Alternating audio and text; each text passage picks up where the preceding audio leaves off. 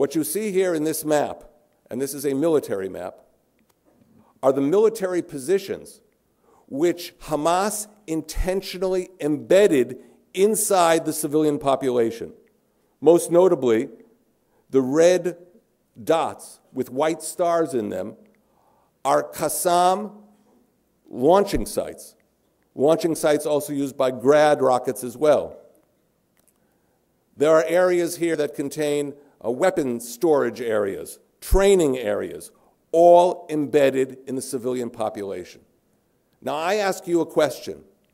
What would you do if your population is facing repeated rocket attacks for 8 years and your enemy is embedding his military capability in his own civilian area? You have basically three choices.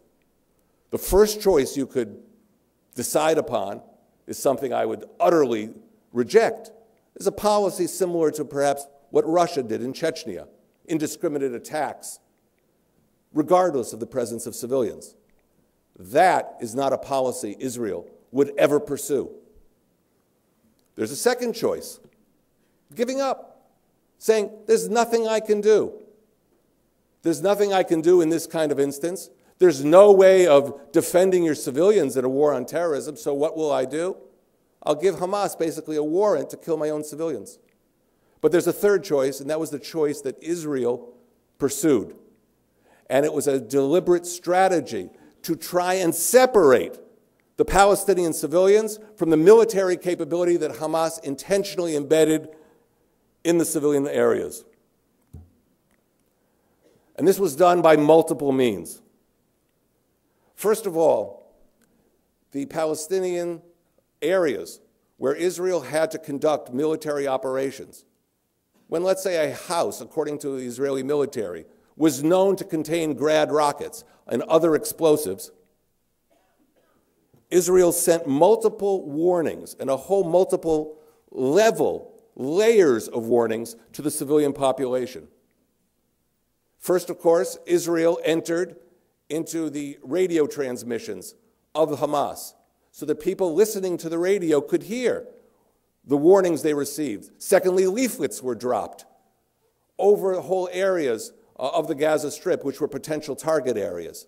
And if that didn't work, there was an attempt to directly contact Palestinian families, either through their cell phone or through their home phones.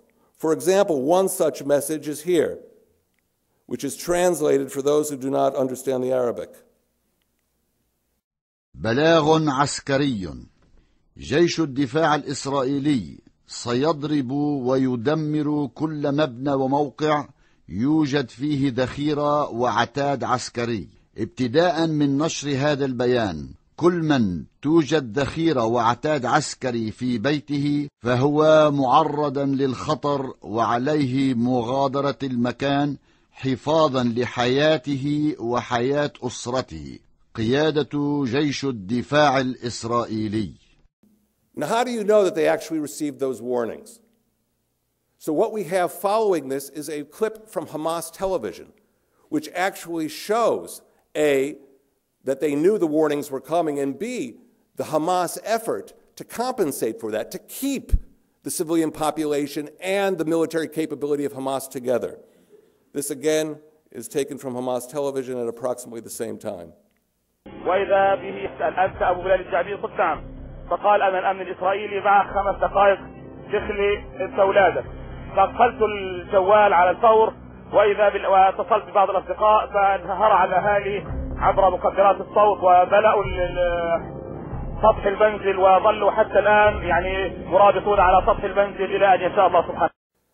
This policy of using human shields to protect the Hamas military capability is something which the report, by the way, examined, but it couldn't reach any conclusions about Palestinian intent because it actually asked for a standard that's almost impossible to prove. It wanted to show that the Palestinians were forced to be human shields. So we'd have to produce some kind of evidence of actually somebody forcing them at gunpoint.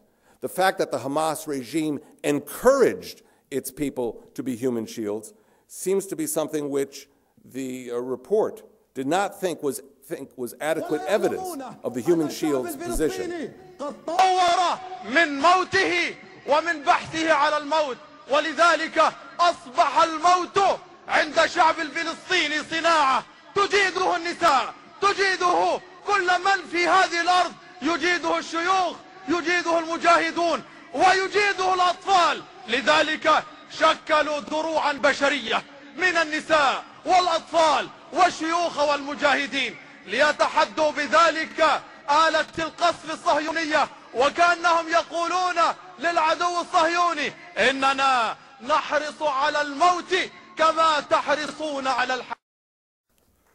Now this man's name is Fatih Hamad. He was a member of the Hamas parliament at the time that he made this statement in 2008. Today he is the interior minister of the Hamas regime, and he has said explicitly in a statement in the Gaza Strip that he coordinates with the resistance movements, with the mujahideen who fight the state of Israel. There is no separation of the Hamas regime from the armed elements that have been fighting us prior to the war, during the war, and after the war as well. There's another film here, but because of lack of time, I will not go into. But it's another example of how Israel repeatedly tries to protect civilians. If, for example, a missile or weapon system is launched against a particular target, and then the Israeli military reveals that civilians have entered the area, Israel repeatedly veered the rocket or the weapon away from the target area into an empty field so as to protect civilians. Now, my question to you is this. A country that goes through all of these efforts to try and protect Palestinian civilians, to try and separate the Palestinian civilian population from the military capability that Hamas embedded in that area, is that a country that engages in deliberate attacks against the civilian population? How can the huge effort made by the State of Israel in this regard, the devotion of manpower and resources to make this happen, how can this be seen as consistent with the charge, the principal charge of the Gaza Report, the UN Gaza Report, that Israel deliberately attacked Palestinian civilians?